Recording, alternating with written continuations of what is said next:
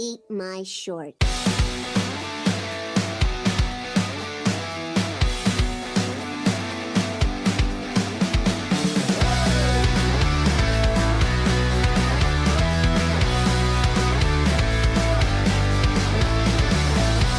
Hey everybody, welcome to Eat My Shorts podcast. This is the podcast where I take your childhood and I slap you in the face with it. I am your host, Justin Ryke.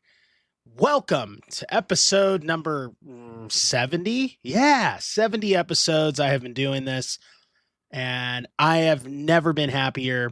Having a good time interviewing people. Today's episode, we have the national treasure, Rayshawn Prince, indie wrestling star. He's going to be on the show, so I hope you guys enjoy that interview.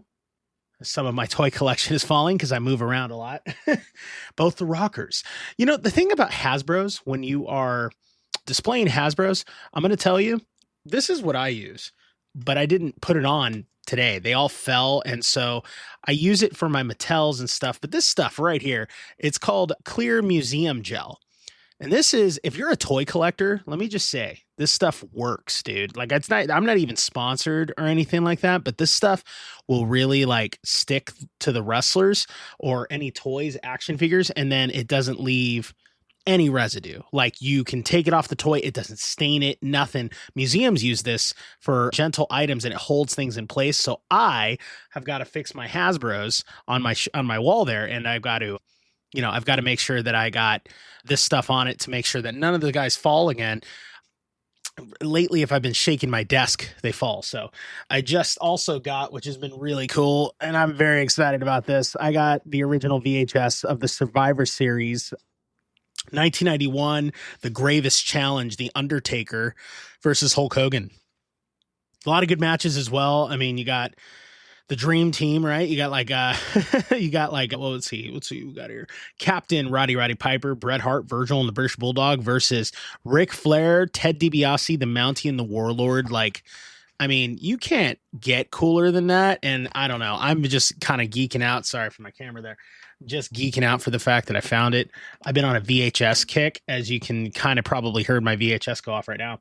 I'm on a huge VHS collecting kick, and I want to make sure that I'm like keeping physical media. I don't know why. Something's telling me like hold on to physical media. It hasn't been very long, like, I mean, since I had it before, but then, slowly but surely you sell things off and you don't collect DVD, and then stores stopped selling DVDs. So at least physical stores, you can still buy them online and stuff, and Walmarts, some Walmarts have them, but like Best Buy got rid of them, Target got rid of them. And so I started realizing like, I don't physically own any of my movies anymore. Like, I don't own like the wrestling videos that I used to watch as a kid, and nothing but nostalgia for me when you will go through a video store. And I'm aging myself. I say this all the time, but that's what the show is. When you're a 90s kid, you remember these things. Going to Blockbuster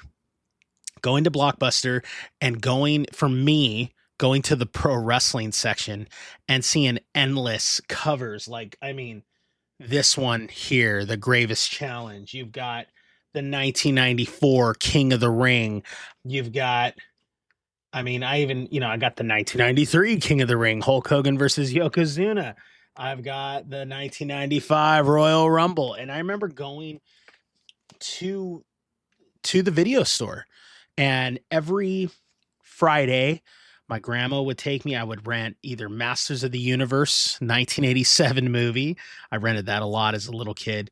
And then when I got into wrestling, it was like I needed a new VHS of wrestling every week, and these tapes were expensive back then. They were like $49.99, and it's birthday, Christmas stuff. And I to be honest, when I was a kid, I didn't even think to ask for the home videos. I just rented them all the time. It was like $1 to rent them.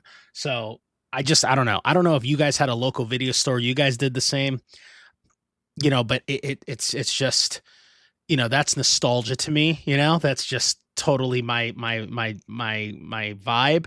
That's what I love, thinking about those things. So I started collecting, and my goal now is eventually I'm going to have like a corner somewhere in my house, probably my arcade downstairs. I have the one-up arcades. I have like 5 of them, and I have them in my living room. And I'm thinking, because me and Cynthia were talking like, oh, we might make the living room like a movie theater. But I think I want some retro station where the physical media lives. And I thought, like, what if I got like the cabinets and I actually put out my VHSs and displayed them like kind of like a museum, but like working as well, hook up the VCR on a good TV that'll play it and have the physical media there. And I could sit and watch old wrestling in my living room. I do it right here at my computer. I have my VHS hooked up right here at my station, and it's awesome. You know, I sit here and chill at my computer. If I'm doing work and stuff, I put on an old wrestling tape and it's just there in the background. But I think, you know, that's what's going to end up happening. First off, I want to do the podcast thing. Please, if you are listening, you like the show, hit that subscribe button, give me a share, give me a like, give me a follow, give us some comments. I got a lot of people wanting to talk, a lot of comments recently in the last episodes where I asked, like, what do you guys want to talk about? Things like that. One of the things I think I need to start bringing up is people want the top 10s back. They want me to discuss like the top 10 video games, stuff like that. So I'm going to do my best to bring those back. If not top 10, top 5, we'll talk about those things. We're going to talk about the early 2000s movies and video games, things like that. A lot of people want to talk about the early 2000s, and I think it's nostalgic enough. I mean, the year 2000 was 26 years ago. Yes, I know. And some people mentioned also music. People wanted me to talk about the retro music, and I am nothing but a rock metalhead that grew up in the 90s and early 2000s. So yeah, I'm down to talk about those things. And I got a lot of like, honestly, you know, when we had Mike Wexler on, and even you'll hear Rayshawn Prince when he talks about that SmackDown versus Raw 2007 soundtrack. I couldn't even tell you what is on that soundtrack, but it's apparently really loved. So I'm definitely going to have to check it out and start listening to it. Yeah. So I'm just really, I don't know. I'm going to start talking about a lot more of those things for you guys and like kind of get into that. There's going to be a couple shows coming up that I think are going to be interesting. We are going to have Retro Gorilla on pretty soon. I have 5-star Raymond Bright. He's going to be coming on very soon. I'll be doing a show with him next week. So I don't know when that show is going to drop. We're going to go and record it. So when that show drops, we will definitely do that. And, share the show. Help me out. Like if you're watching on YouTube or anything, just give it a share, give it a like, give it a comment. It really does help out, push out in the algorithm. Same with leaving comments on Spotify or Apple Podcasts. If you leave a 5-star, and you know what I found, and I'm going to show you guys this. When I first started this podcast, this was the original logo. I made Pogs. Yeah, that's right. 90s Pogs of Eat My Shorts podcast. And they're pretty limited because I only have this much left. So if you leave a 5-star review or leave a comment or anything like that on Spotify or Apple, asking questions or just, giving me a 5-star review, anything like that, and you leave enough of those, I will selectively, randomly pick people to get this Pog. And what I think is going to happen, and I think I'm going to do that, is I'm going to start designing Pogs from Eat My Shorts podcast, and we're going to have a Pog collection once again for the 90s kids. And if you guys are interested in that, I have these left. If you don't have one, I have a few left, and this will be the last time because you can clearly see what logo this is based off of. I don't know if you could see it. If you're watching on YouTube, you could see what this logo is based off of. I'm not going to say it, but I mean, it's pretty much Eat My Shorts podcast, so you kind of get the concept of it. All right, cool. Well, enough of me rambling along and talking crap. We are looking forward here. Me and Cynthia, we're getting ready for Ren Fair season. So we're jazzed. We went to the Arizona Ren Fair, and then we have the Renaissance Pleasure Fair coming up in California. And then you also have the Escondido Ren Fair. And then we're also going to check out the Temecula Ren Fair as well. So I'm looking forward to all the Ren Fair coming up. We're going to take the kids. Got these right here. I'm going to make trinket trader signs for the girls. So they're going to wear them like necklaces. So I'm going to wood burn those and make trinket trader. And if you've never been to a Ren Fair, you get some really cool, actually, you know what? I can probably show you guys. So you get like a lot of random trinkets. And so this is my little box that I got to hold on to like die from like D&D, things like that, to D20. I was given this little mushroom. a little clay mushroom, which I thought was cool. And then, just little trinkets from people who gift you at the Ren Fair, little stones. Got this little, I think it's quartz, little quartz. Look at this little glass pumpkin. Isn't that cool? Yeah. So little trinkets and stuff. And then I always give out little trinkets myself. So yeah, if you see me at a Ren Fair, come by. I'll give you a trinket. I give you a little prize. But yeah, that's it for me on this week's episode. I'm going to let you guys get to the national treasure, Rayshawn Prince. All right. I got the national treasure on Eat My Shorts podcast. What's going on, man? Yeah. What's going on, man? Thanks for having me. Yeah, dude. I was excited to have you on. I saw a couple of your matches, when I called it at BWC. And, I just had to have you on. I wanted to get to know the character a little bit, but get to know Mr. Rayshawn Prince and get to know a little bit about you and understand how you got started in wrestling, man. So, like, how did it all start for you? Well, it was a very, very long story. So for me, I had after I graduated high school out here at Rialto High School, I got accepted into Sacramento State, and so basically at the time I wanted to play football for the Sac State football team, but unfortunately they didn't have walk-on tryout. So I was like thinking about well, what I'm gonna do. Like, I don't want to stay here and study, and go to school, and that's kind of boring. So then I started up a YouTube channel, and then once COVID hit, I kind of like pushed that to the side. So, growing up, I always wanted, like, my goal was to, like, hopefully, like, one day play in the NFL for a couple of years and then retire, and then hopefully have a big enough name to join the WWE right after. But, unfortunately, that didn't go my way. So, yeah, I decided, if that's not going to happen, then I'm just going to be a wrestler. So I said, well, if football doesn't work out, I'm going to go full on with wrestling. I'm going to do the best I can and make sure I make it to WWE. So it was football first for you. So football first, or like as you were a kid, were you a wrestling fan? Like, did you? Like, oh yeah. I assume you were. Yeah, absolutely. Yeah. Of course, that's a funny story too. I remember like it was yesterday. So I was coming home and I was in kindergarten or first grade at the time, and so I came home, rushing home, and I was trying to hurry up and turn on the TV and turn to my Power Rangers. I used to watch my Power Rangers every Monday night. Ooh, that's my guy there. And so I accidentally clicked on 48 because at the time we had Time Warner Cable. And then all I see was The Undertaker when he makes his entrance and he does the thing with his eyes and he's standing at the ring post. And I'm like, I get so scared. And my 5-year-old self was just trying to hurry up and change the channel at the remote, just trying to hurry up and get to the Power Rangers. And then I just remember at the time, I saw a ring. And at the time when I was like 5 or, whatever, how old I was, I wanted to be a boxer. So I had turned back to it and I saw that there was fighting. And then from there, I fell in love with it. So. It just was. So Undertaker was like your first experience with wrestling? Yes, he was. Do you remember who he was facing that day?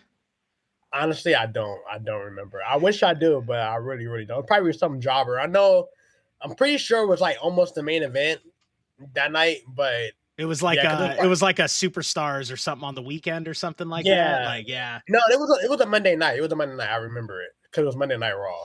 So what was the trigger moment for you that made you go, this could be something I want to do? So it was after football, but like, what was the moment that really clicked for you that were just like, I can be a wrestler? Like, what was it? I mean, I would say like when I was back in 2018, while I was watching just like the Tommaso Ciampa and Johnny Gargano feud on like whole rivalry and see how that story was playing out, and it was like, man, like that's something that I want to do. I want to be able to tell stories and make people feel. And so basically that's when I was like, yeah, like I want to do this. I want to be a wrestler. So, going back to like what I was saying about, with the whole YouTube channel, kind of like, with COVID kind of like put things on hold for me. So I was like, all right, man, I'm going to give this wrestling thing a shot. And so, funny enough, when I first actually trained for wrestling, I went to Knoxboro when I was 16, I believe. And I was just I was going to be a junior in high school. And so I went there for one day and I'm thinking, oh, it's going to be easy. I watched it, all over. I know everything or whatever. And then, Jesus Christ, I was throwing up. And they put me through hell. And I'm like, oh, my God, man, this is a lot harder than I thought. Yeah. And then so I never went back for my second day of training, so that was my only days. But so yeah, so I knew that I can get in shape. But the one thing I do want to like let people know was that when I went there, the trainer at the time, I don't know her name. I know she's not there, but she told me that I was the first person to ever learn all three roles in the same day. So Nice. that kind of was in the back of my head, like, okay, yeah, I can do this. So Like, it gave yeah, you that confidence, right? Like you were just like, it gave me that confidence. Yeah. I could do So this. so going back to when I was in school, so I was like, all right, I'm gonna give this wrestling thing a try. So luckily for me, I found a school in Sacramento. They went by SPW, which is Supreme Pro Wrestling. Yeah. I found them first, and then so they had like their training, their tryout on June 7th, 2021. This is why I tell people like I've been in the business for 5 years, almost 5 years. Yeah. But then I was only able to train with SPW for 2 months because the schedule that they have for training, it didn't go align with my school schedule. So I ended up finding Zack Reeb and PCW Pro Championship Wrestling, which they train in the same building, but I switched over to them because they fit my schedule. Yeah. And from there on, like the rest is history, Well, I mean, the next question is inevitable. I always ask it to wrestlers, especially. National Treasure. Where did that nickname come from? Who's the character? Like, what inspired that? The National Treasure, that's something that, I came up with. I feel like a lot of people in wrestling, they say, oh, like, oh my God, this guy, he's a national treasure. This guy, he's a national treasure. So it had nothing to do with Nicolas Cage. Oh, absolutely not. Absolutely not. And then, funny thing, come to find out, don't say anything, but I was using the National Treasure, and then come to find out, my coach had told me, hey, you do know Nick Aldis used the National Treasure as a name, so you better free now. I was like, okay. I said yeah. So I was like, all right, well, if he's going to go by the National Treasure, then I'll just have the announcer say I'm the self-proclaimed National Treasure, or I'll be like, I'm the National Treasure of PCW or of VWC or whatever company I'm at. So that's what that name came from. And then, I was able to as like my character evolved, I developed like different names. Like I ended up calling myself also like not only the National Treasure, but I'll call myself the Draw. I believe like I'm the reason why people come and they want to come see me. I also call myself, when it comes to a big match, I'll call myself Big Money Match Rayshawn, because like whenever the lights are brighter, that's when I'm at my best. So I bring out Big Money Match Rayshawn. So I had a great time. So being up there in PCW and developing my character and stuff. So you won the Young Lions Cup in 2022. Yeah. What did that mean to you? What was that moment for you? I mean, that was a year after you started. So like that had to have been motivating, I'd assume. Like you're winning something like that. It was probably the biggest achievement I had in my life. Like growing up, I never won like a trophy. I never been a champion. So, winning the Young Lions Cup, that was a really big thing and a big moment for my career, because a lot of guys won it. Like Brody King won it. Like Titus Alexander won it. Yep. I believe Jack Cartwheel won it.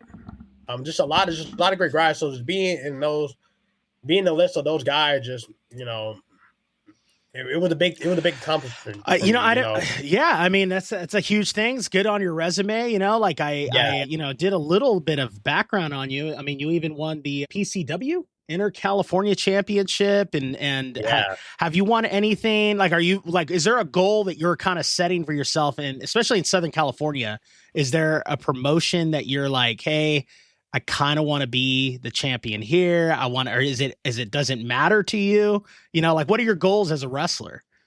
My goal is, man, to be the best, man. My goal is to be in the main event. My goal is to win every championship, to be the one that everybody talk about. Like my goal night in and night out, to be the one that everybody talks about at the end of the night, to say, oh my God, like, at the match of the night, or just I want to see more of that Rayshawn Prince. I want to see more of that National Treasure. Now I see why he called himself the National Treasure, man. That's the goal for me, man. It's nothing. I don't, no disrespect. I don't want to be the top of the card. I don't want to be in the middle of the card. I want to be in the main event. I want to be the guy. So I love it. That's what I'm working towards, and every You're promotion. you have a lot of competition, bro. Oh yeah, hey, I'm bringing it on, man. I'm bringing it on, man. So there's a lot of I did. guys. You got I made a name for myself. 5-star Raymond Bright, right? You got. Oh yeah, I'm talking great. just VWC. You got Honest John, who's their Mm-hmm. current champion. You have. I mean, the list goes on with the VWC guys, and then you have SoCal in general. You have like veterans and stuff like that. My biggest thing that I always kind of say is like, find the uniqueness. And I think you did, honestly, when I watch you, you do stand out.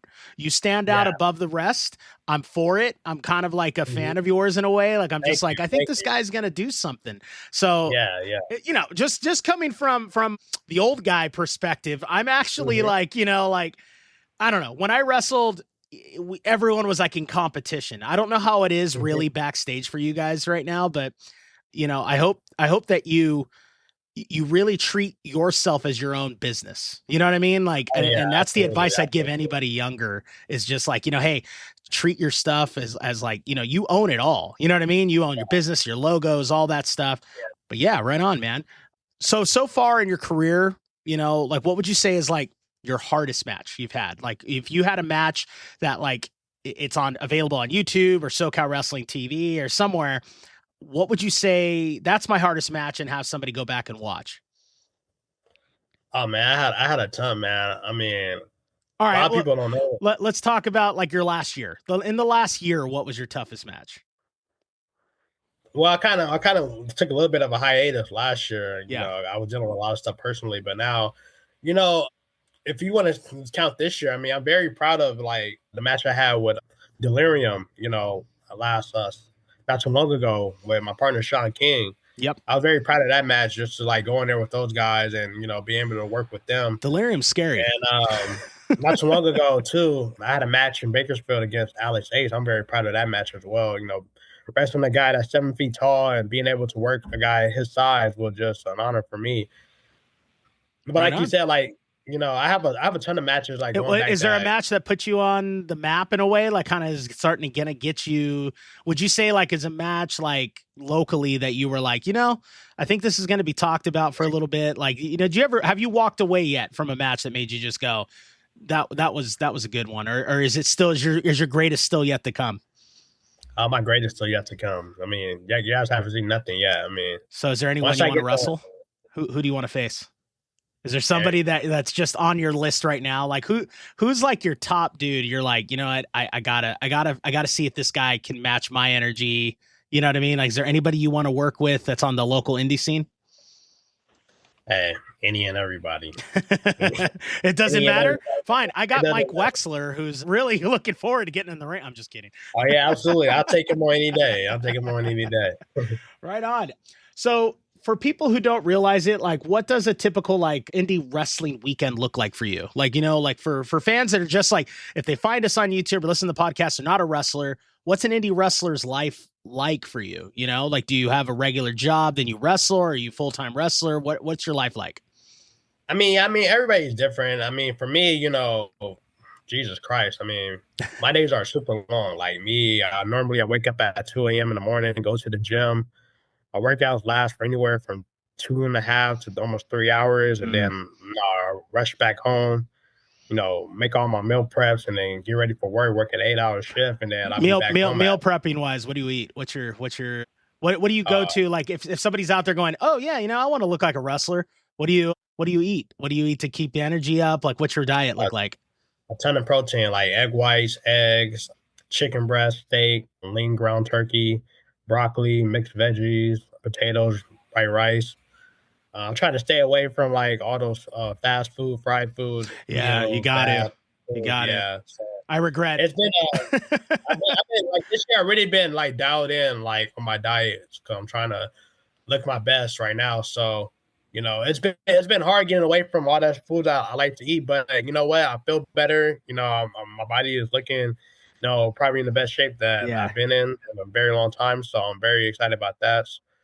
It's been very beneficial for me, but, just getting back to the point, I get back home at 5 o'clock, I'm either like sleepy or tired because I've been up for so long, or, when I'm up, I just study wrestling. I just do whatever I can. And then, normally on show days, I get up early, whether if I have to hit the gym or not, that early, and then I may come home, may rest for a while, and then pack all my gear and stuff, make sure I got everything together. And then I'm the type of person I like to show up early just because I like to get in that mindset of like, all right, I'm here, this is business. And just kind of like see like how like test out the ring and just be the first one there. I just take good pride in that, being the first one to show up and one of the last to leave, So that's kind of just me. And, shows they're very long, very long. You show up, you got to get ready. Yeah. You got to go out there, perform. And then, a lot of people don't know, we don't get home until like 11, 12. No. You get home late and you're tired and you're hungry. Yeah. like you got to do it all over again. So depends on the promoter. You're waiting around for that envelope. yeah, exactly. But man, I'm loving it, man. I'm loving this right now, man. Like this is the best time for me. How's your family supporting you? Like what's your, in your personal life, in the real world, outside of entertainment, outside of wrestling, how's your family feel about it? Do you get because I got a lot of pushback when I was wrestling, back in I got a lot of people like, you're doing that? Like, what are you doing? You're doing Hulk Hogan stuff. Like, like that's what they always ask, and so what do you kind of get? Like, you got a support system? Do they believe in you? Oh, yeah, absolutely. Are you fighting you fighting against it? No, I'm not fighting anybody. I mean, I got the best support system in the world. I got, great family that supports me and, everything I do. My mom's very supportive. My brother's very supportive. All my family's very supportive. All my friends are very supportive. Sometimes my mom, she comes to the shows and she's scared I'm gonna get hurt, but I'm like, nah, don't worry, I'll be fine. So, but outside of that, I have the best support system I could ever ask for. So right on. What's the biggest misconceptions a wrestling fan or somebody new to wrestling would have about indie wrestling? What do you think is like the biggest misconceptions that people get like about it? Because when I explained it, it was like, oh, it's Hulk Hogan stuff, and then they come and it's in a gym. You know what I mean? Or it's in like it's like in a what do they call those? Masonic temples, or you know what I mean? Like there's always like a random show. So like, what do you think is the biggest misconception that people don't understand about wrestling that you have to kind of like, tell people about, when you're explaining what you do, Oh man, it's been the biggest question all of wrestling. Is it real or is it fake? Yep. That's the number one, dude. What's your answer? What do you say? I tell them that, it's as real as it gets. I mean, you get in there, we really hit each other, we really go home, feeling something. But yeah, that's the thing, dude. Is like nobody realizes like it's real. Like it's Is it a story? It depends on who's writing your show. It depends if it's you. Your promo might be set, but like when you get in that ring, dude, it's exhaustion, stamina. You're in pain. So I do relate to you on that. It's real. It's real. The way I lay it into people is that it's a real sport. It's like you get hurt, you go in there. It's a contact sport. Yep. You can say whatever you want or whatever, but every wrestler say it. You don't know how it feels like unless you get in the ring. And plus, actors, that's acting. That's fake. What we do is not fake. It may be predetermined, but it's not. That doesn't mean that it's fake. It was funny because the last show, my stepdaughter was there, and I'm calling the match, and she's watching it, and I see her realizing, she's like 11, she's gonna be 12 soon, and she just kind of hits her like she goes, hey, wait a minute. Like she kind of caught some wrestlers communicating, and she came to me and she goes, wait, it's fake? And I go, no. And I showed her some stuff. I showed her like, we might have a predetermined set plan, but I go, every slam, every hit, everything you see, it sucks. Like it's not, I have a bad knee. I have a bad, you know what I mean? Like my body is old from it, and so that's kind of funny. That's cool. You know what I mean? That's a good way to look at it though, is just that it's real, just with a kick. I kind of represented it as a demolition derby. You know what I mean? Like, or a, when you go to, what's a good terms, like medieval times, or, you know what I mean? Or you watch an actor do stunts. We're actors that do stunts. That's the best way I can describe it to people. So yeah, right on. Have you ever had a moment like where you're in a match and it's like, you had to fix it on the fly, something happened, something didn't work? Like, what's your strategy there? as a wrestler, because a lot of guys talk through the matches, or sometimes they tend to like go through step by step. Like you've heard legends, right? Macho Man Randy Savage had his legal pad, went through everything. But if something goes wrong out there, somebody misses a cue, how do you handle that? Like what's your approach? You know what? This is go back to like me training at Pro Championship Wrestling.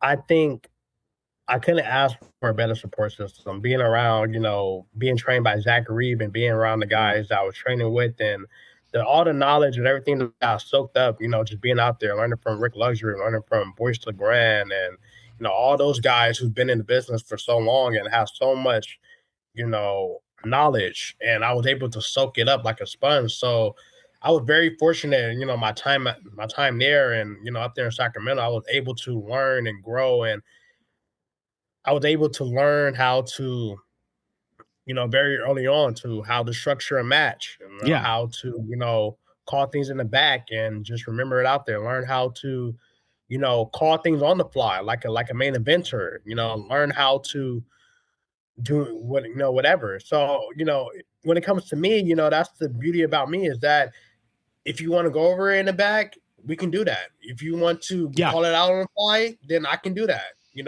If something happens that doesn't happen, then I'm able to, grab a hold, and okay, we can either choose to work back to it, or we can say, all right, forget about that. We'll just come up with something else that's more simpler. I was able to just learn so much from all those guys, and I'm very, very fortunate. And so, they had prepared me the best way possible to be out here and to be able to compete against the best, like you said, like 5-star, Honest Sean, you name it. So, me personally, I like calling it in the ring just because, you don't know how the crowd is going to react. Sometimes you got to fire it up, man. You got to, you don't know how the crowd may react. You may think like, okay, they may react this way, or this is what we want, but you really don't know unless you get out there. I mean, you may, I may come out and the crowd may cheer me because they may like me. You're like, I don't know. Like, so you just gotta just go, what your gut is telling you, And to me, calling it in the ring is more fun to me. I have more freedom. I don't mind calling it, in the back. I can do either ors, but that just preferably. So I like calling it in the ring. It's just more fun to me. Right on, man. No, it's not around as much either. As, when I wrestled, I like to call in the ring. Sometimes you meet with wrestlers who just don't. They're just like, nah, I'm not. That's not my thing, So yeah, right on. Cool. It's good. It's good to hear. It's refreshing. It's refreshing to hear, that somebody out there wants to call a match in the middle of the ring. It's kind of fun. It's I mean, it's just practice and reps, man. It's just that's a lot of people don't get the enough practice and reps by doing this. Again, I was very fortunate, being in PCW and getting the reps and getting all the knowledge I could up there. So right on, man. Well, I'm glad, it's working for you. The last time I saw you wrestle, like your stamina is really well. I'll tell you this. I don't see you blown up. I'm going to be honest with you. You're not blown up out there. There's some wrestlers you see kind of, huffing and puffing, and it's nothing against them, it's tiring out there. I will say, dude, you got it. And if you need a manager, I got you. No. So what's your ultimate goal, man? Wrestling. So you want to be WWE, you want to go to AEW, New Japan. Where do you want to go? What's your dream? My dream, being a WWE. It's to be the champ. That's the one and only go. Main event WrestleManias. So I geek out for random things about that, right? So when I wanted to be a wrestler as a kid, I wanted to be, and I'm aging myself. I was a '90s kid. I loved Razor Ramon, so I wanted to be Intercontinental Champion. That was the belt. Even more so than the WWE title. I kind of looked at it as like the WWE title. It's like I'm not Hulk Hogan. I don't look like Brett. So I figured the Intercontinental title was achievable. What's yours, like, deep down? Like, what's that thing you're kind of like, I can get that and I'm gonna get that? Like, what's the dream? I don't think, based off like my height and size, I don't think like I will ever be the man, like be like a Roman Reigns, a John Cena, a Stone Cold. But I think, once I eventually retire, and if I'm able to make it to WWE, which I'm very like hopeful for, praying for, but praying for you, man. We'll get you there. I just want to be, being listed around the guys like that's very respectful, like Daniel Bryan, Eddie Guerrero, Shawn Michaels. Yeah. I want to be in those groups. Bret Hart. Guys are kind of small, but people, like when they bring in the name, about them. Yep. I just want to be around those core group of guys. I know you want to be known as a great wrestler. Yeah, great wrestler. I want to be around those guys. If people can talk about me and like around those guys' names, then I'm happy for it, man. I'm cool. I mean, I know I'm not 6'4", 260 pounds. So don't believe those heights anyway. Most of those wrestlers wear lifts. Don't let them lie to you. I've seen some dudes wear lifts. I see wrestlers wear lifts out there. Don't lie. I call out a couple if I had to. I've seen them. Okay. I've seen them have lifts in their boots. They're liars. They get there early, so nobody know. No, I'm just kidding.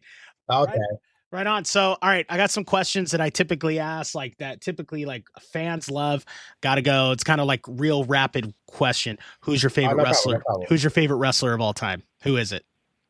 Jeff Hardy. Jeff Hardy, dude. Yeah. You're the first one to say him. You know what I mean? Like a lot of people go with Brett, Sean. They go with the big names. You went with Jeff. Nice, dude. That's my little brother was Jeff Hardy. That was his dude. Dude, from the moment I saw him, he was cool. He came out.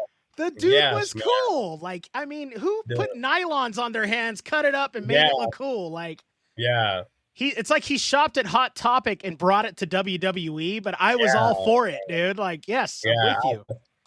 Right. Like the moment I saw him, like I think at the time too, I wanted to be a rock star. So seeing him, I was like, that's my favorite wrestler. I don't care about anything. Yeah. So always, he was your biggest inspiration, would you say?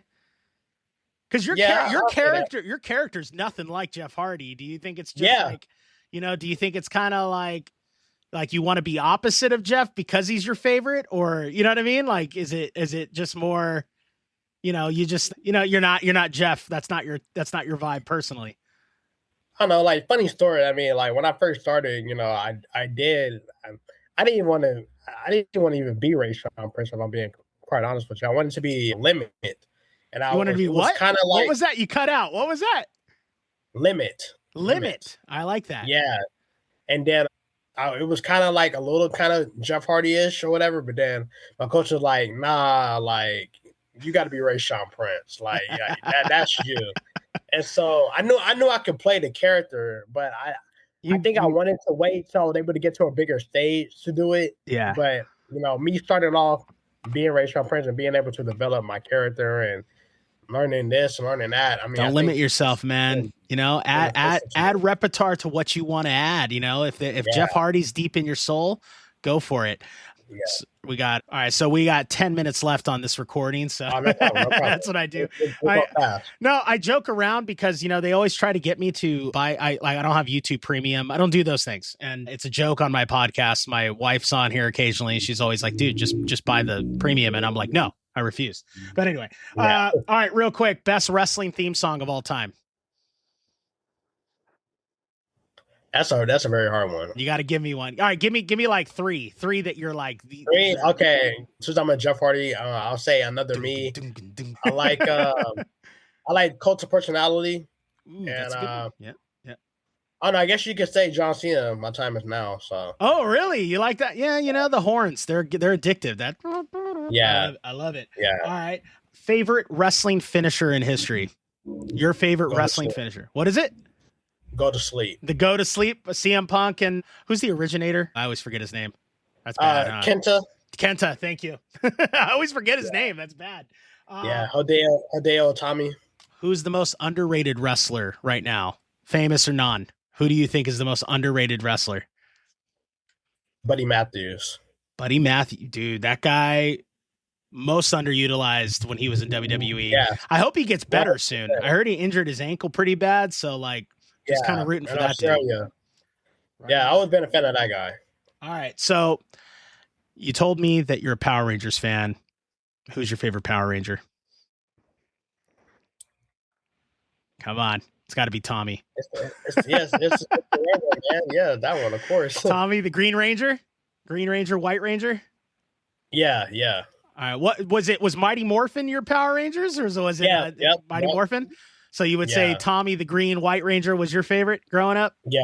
Yeah, that was my guy, dude. Like that's yeah. It sucks he's not around anymore just because, but he dude, I love the Power Rangers. So like you're in good company. All right. Last question, because I want just kind of it's a thing that I ask for. And I asked this of the last 2 interviews I did. What do you geek out for that you wished other people geeked out for, in a sense that you think they should? So like mine is like, collecting nostalgia. I really think people should collect their nostalgia. What is something that you geek out for personally that you feel would help others with their mental health and like just be free with it? Like what is it you geek out for? What do you support? I think just finding a passion in what you want to do and just go for it. I don't listen to what anybody has to say about it. Yeah. Doesn't matter what it is. What do you what's your thing though? What do you geek out for the most? Do you have you draw? Do you have board games? Like what's your thing that you're kind of like, I wouldn't tell anyone that, but I'm going to tell Justin today. It's okay. What is it, man? Hey, I'm into rock music, man. I like rock music. You like rock music? I like old school SmackDown versus Raw 2007 soundtrack. I like. You're the second. Of course, you and Mike Wexler have mentioned that album. I'm gonna have to go back and listen to that soundtrack. Bro, that's the greatest soundtrack in any video game ever. Dude, this is an epidemic. The last 2 people in wrestling that I've interviewed locally have told me that SmackDown versus Raw 2007 soundtrack is epic. So like, I'm gonna have to go back and listen to it. It's the greatest ever. I know I played the game. I just can't remember anything. I don't know if I got hit in the head a lot. Oh my God, I remember when I was a kid, I used to turn that game on just to listen to the soundtrack. Absolutely. That's what he said he does, dude. That's interesting. I missed out as a kid. I don't know, man. Like I was a young adult when that game came out, but I was like, like I just kind of, my games were like Monday Night Raw and Sega Genesis. You know what I mean? Like it's like, like it was bad, horrible. All right, real quick, in 5 years, where's the National Treasure going to be? Your prediction about your career. Where do you want to be? I either will be in NXT or I'll just be signed to a major contract in a major wrestling company. I'm going to hold you to it, dude. You better make it. And then when you make it, you're going to get me tickets when we get local. Is that cool? We're going to be good. All right, we're making friends now. All right. You're a Power Rangers guy. I'm a Power Rangers guy. All right. Right on. Next time I see you, I have a Blue Ranger figure I'm going to give you. So all right, perfect. I'll put it right here. I have a Blue Ranger. I'm going to get your toy collection started. We're going to get you obsessed. Right on, brother. Well, thanks for coming on, man. And we'll talk soon. I'll see you at the next show. All right, see you. All right, dude. Later. Eat my short.